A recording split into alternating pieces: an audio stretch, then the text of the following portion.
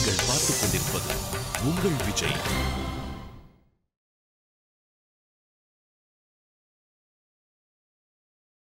அன்புள்ள விஜய் தொலைக்காட்சி நேயர்களே வணக்கம். இந்த நாள் என்ற இனிய நிகழ்ச்சியில் இன்றைய பஞ்சாங்க குறிப்பு.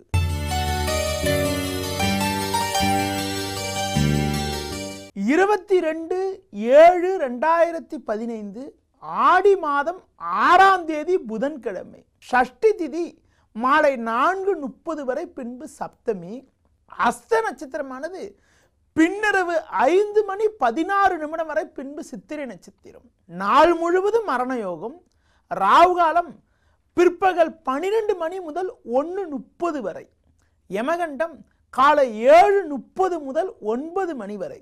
சுப ஓரைகள் காலை 9 மணி முதல் 10 மணி வரை, பிற்பகல் 1:30 முதல் 2 மணி வரை, மாலை 4 மணி முதல் 5 மணி வரை, இரவு 7 மணி முதல் 9 மணி வரை, பின்பு 11 மணி முதல் 12 மணி வரை. இனி இன்றைய ராசி பலன். மேஷ ராசி நேயர்களே, 3இல் செவ்வாய் 6இல் சந்திரன் சஞ்சரிப்பது உங்கள் பலத்தை அதிகரிக்கக்கூடிய அமைப்பாகும். உடன் இருப்பவர்களுடைய ஆதரவானது மிக மிக நன்றாக இருக்கும். தொழில் ரீதியாக லாபகரமான பலன்களை அடைவதற்கான வாய்ப்புகள் இன்றைய நாளில் உள்ளது. ரிஷப ராசி நேயர்களே, சூரியனானவர் 3இல் அமையப்பெற்று 4இல் சுக்கிரன் சஞ்சரிப்பது அற்புதமான அமைப்பாகும். எடுக்கும் முயற்சிகளில் சாதகமான பலன்கள் இருக்கும். கூட்டாளிகளால் அனுகூலங்கள் அதிகரிக்கும். உத்தியோகத்தில் இருப்பவர்களுக்கு இருந்த அவப்பெயர்கள் விலகி நல்ல பேர் எடுப்பதற்கான வாய்ப்புகள் இன்றைய நாளில் உள்ளது.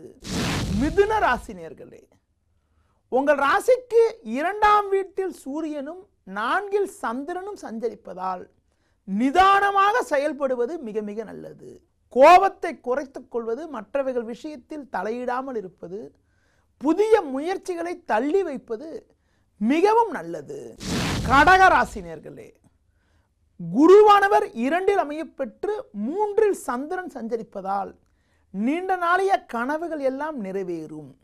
தொழில் ரீதியாக இருந்த மறைமுக எதிர்ப்புகள் விலகி லாபகரமான பலன்கள் ஏற்படக்கூடிய வாய்ப்புகள், இருந்த பிரச்சனைகள் விலகி சாதகமான பலன்கள் ஏற்படுவதற்கான சூழலானது இன்றைய நாளில் உள்ளது. சிம்ம ராசி நேயர்களே, செவ்வாயானவர் லாபஸ்தானத்தில் அமையப்பெற்று ஜென்ம ராசியில் சுக்கிரன் சஞ்சரிப்பதால் எதையும் சமாளிக்கக்கூடிய ஆற்றலானது உண்டாகும். அது மட்டும் இல்லாமல் உடன் இருப்பவர்களுடைய ஆதரவு கூட மிக மிக நன்றாக இருக்கும். மற்றவர்களுக்கு நீங்கள் கொடுத்த வாக்குறுதிகளை எளிதில் காப்பாற்றி சாதகமான பலன்களை அடையக்கூடிய ஒரு இனிய நாளாக இன்றைய நாள் இருக்கும். கன்னி ராசி நேயர்களே, லாபஸ்தானமான 11ஆம் வீட்டில் புதனும் சூரியனும் சஞ்சரிப்பதால் இருக்கக்கூடிய இடத்தில் உங்களுடைய மதிப்பும் மரியாதை அதிகரிக்கும். கொடுத்த வாக்குறுதிகளை எளிதில் காப்பாற்ற முடியும். குடும்பத்தில் கணவன் மனைவியிடையே ஒற்றுமையானது மிக மிக நன்றாக இருக்கும். பிள்ளைகளால் கூட சாதகமான பலன்கள் ஏற்படும். துலா ராசி நேயர்களே, குருவானவர் சுக்கிரன் சேர்க்கப்பெற்று லாபஸ்தானத்தில் சஞ்சரிப்பதால் பண வரவுக்கு எந்த விதத்திலும் குறை இருக்காது. சந்திரனானவர் 12இல் இருப்பதால் சின்ன சின்ன செலவுகள், தூர பயணங்கள் ஏற்படுவதற்கான வாய்ப்புகள் இருப்பதால் முடிந்தவரை கொடுக்கல் வாங்கல் விஷயத்தில் சற்று கவனத்தோடு இருப்பது மிக மிக நல்லது. விருச்சிக ராசி நேயர்களே, லாபஸ்தானத்தில் சந்திரனும் ராகுவும் சஞ்சரிப்பது அற்புதமான அமைப்பாகும். இருக்கக்கூடிய இடத்தில் உங்களுடைய மதிப்பு மரியாதை மேலோங்கும். பெரிய மனிதர்களுடைய ஆதரவு கூட தக்க சமயத்தில் கிடைத்து மகிழ்ச்சி ஏற்படக்கூடிய ஒரு இனிய நாளாக இன்றைய நாள் இருக்கும். தனுசு ராசி நேயர்களே, குரு சுக்கிரன் பாக்கியஸ்தானத்தில் அமையப்பெற்று 10இல் சந்திரன் சஞ்சரிப்பதால் பல்வேறு வகையில் அனுகூலமான பலன்களை அடைவீர்கள். செவ்வாயானவர் 7இல் இருப்பதால் கூட்டாளிகளால் சின்ன சின்ன நெருக்கடிகள் ஏற்படலாம் என்பதனால் நிதானமாக செயல்பட்டால் ஏற்ற மிகுந்த பலன்களை எளிதில் அடைய முடியும். மகர ராசி நேயர்களே, 6இல் செவ்வாய் பாக்கியஸ்தானத்தில் சந்திரனும் ராகுவும் சஞ்சரிப்பது உன்னதமான அமைப்பாகும். உடல் ஆரோக்கிய ரீதியாக இருந்த நெருக்கடிகள் எல்லாம் கூட ஓரளவுக்கு விலகி எதிலும் தெம்போடும் சுறுசுறுப்போடும் செயல்படக்கூடிய ஒரு ஆற்றலானது இன்றைய நாளில் உண்டாகும். கும்ப ராசி நேயர்களே, குருவானவர் ஜென்ம ராசியை பார்வை செய்வது நல்ல அமைப்பு என்றாலும் அஷ்டமஸ்தானத்தில் சந்திரனும் ராகுவும் சஞ்சரிப்பதால் இன்று நாள் முழுவதும் சந்திராஷ்டமம் இருக்கிறது. இதனால் வீண் குழப்பங்கள், மன அமைதி குறைவுகள் ஏற்படலாம் என்பதனால் எந்த செயல் செய்வதென்றாலும் சிந்தித்து நிதானித்து செயல்படுவது, தூர பயணங்களை தவிர்ப்பது மிக மிக நல்லது. மீன ராசி நேயர்களே, உங்கள் ராசிக்கு சமசப்தமஸ்தானமான 7ஆம் வீட்டில் சந்திரனானவர் அமையப்பெற்று 5இல் புதன் சஞ்சரிப்பதால் நீங்கள் நினைத்ததெல்லாம் நடக்கும். சிலருக்கு அரசு வழியில் கூட சாதகமான பலன்கள் உண்டாகி மகிழ்ச்சி ஏற்படக்கூடிய ஒரு இனிய நாளாக இன்றைய நாள் இருக்கும். இனி ஜோதிட தகவல்.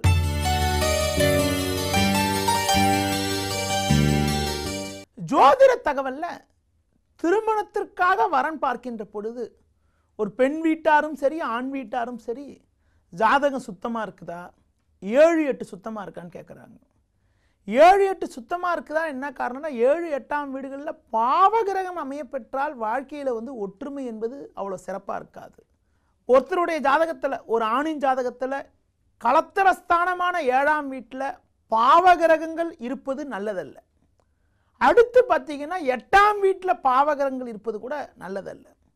அதே மாதிரி பார்த்தீங்கன்னா பெண்கள் ஜாதகத்தில் 7ஆம் வீட்டில் பாவகிரகங்கள் அமையப்பட்டிருந்தா கணவன் மனைவியிடையே ஒற்றுமை குறைவு ஏற்படுவதற்கான வாய்ப்புகள் உண்டு. பெண்கள் ஜாதகத்தில் 8ஆம் வீட்டை மாங்கல்ய ஸ்தானம் சொல்கிறோம். 8ஆம் வீட்டில் பாவகிரகங்கள் அமையப்பெற்றாலோ 8க்கு அதிபதி பலகீனமாக இருந்தாலோ அது பார்த்தீங்கன்னா அந்த ஜாதகருக்கு வரக்கூடிய கணவருக்கு ஆரோக்கிய பாதிப்பை ஏற்படுத்தும். சில சாதகமற்ற கிரகமைப்பு இருந்தால் கண்டங்களை கூட ஏற்படுத்தும் சொல்கிறோம். ஒருத்தருடைய ஜாதகத்தில், ஒரு ஆணின் ஜாதகம் இருந்தாலும் சரி பெண்ணோட ஜாதகம் இருந்தாலும் சரி 7-8 பாவகிரகங்கள் இல்லாமல் இருக்கிறது ரொம்ப ரொம்ப நல்லது.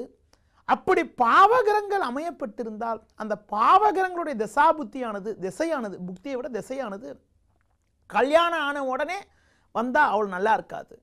லக்னத்துக்கு 7-8 சனிராக இருக்கிறது, அதுபோல லக்னத்துக்கு 2ல் சனிராக இருப்பது நல்லதல்ல.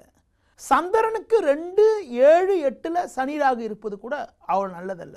அப்படி அமைகின்ற பொழுது அந்த ஜாதகருக்கு அந்த திசையானது கல்யாணம் ஆகி முதல்ல ஒரு 15-20 வருஷத்துக்குள்ளே வந்தால் கணவன் மனைவியிடையே ஒற்றுமை குறைவு ஏற்படுவதற்கான வாய்ப்புகள் உண்டாகிறது. நேயர்களே, இதுவரை இன்றைய பஞ்சாங்க குறிப்பு, ராசி பலன் மற்றும் ஜோதிட தகவல்களை கூறினேன். மீண்டும் நாளை காலை சந்திப்போம். நன்றி, வணக்கம்.